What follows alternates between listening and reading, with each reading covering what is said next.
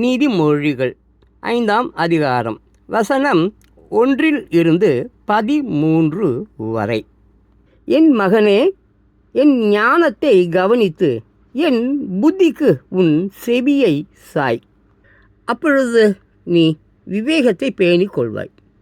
உன் உதடுகள் அறிவை காத்துக்கொள்ளும். ஸ்திரீயின் உதடுகள் தேன் கூடு போல் ஒழுகும்.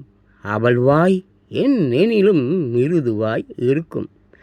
அவள் செய்கையின் முடிவோ எட்டியைப் போல கசப்பும், இருபுறம் கருக்குள்ள பட்டயம் போல் கூர்மையாய் இருக்கும். அவள் காலடிகள் மரணத்துக்கு இறங்கும். அவள் நடைகள் பாதாளத்தை பற்றி போகும். நீ ஜீவ மார்க்கத்தை சிந்தித்து கொள்ளாதபடிக்கு அவளுடைய நடைகள் மாறி மாறி விகாரப்படும். அவைகளை அறிய முடியாது. ஆதலால் பிள்ளைகளே, இப்பொழுது எனக்கு செவி கொடுங்கள். என் வாயின் வசனங்களை விட்டு நீங்காது இருங்கள். உங்கள் வழியை அவளுக்கு தூரப்படுத்து. அவளுடைய வீட்டின் வாசலை கிட்டி சேராதே.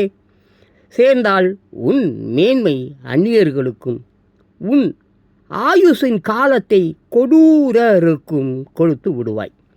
அந்நியர் உன் செல்வத்தினால் திருப்தி அடைவார்கள்.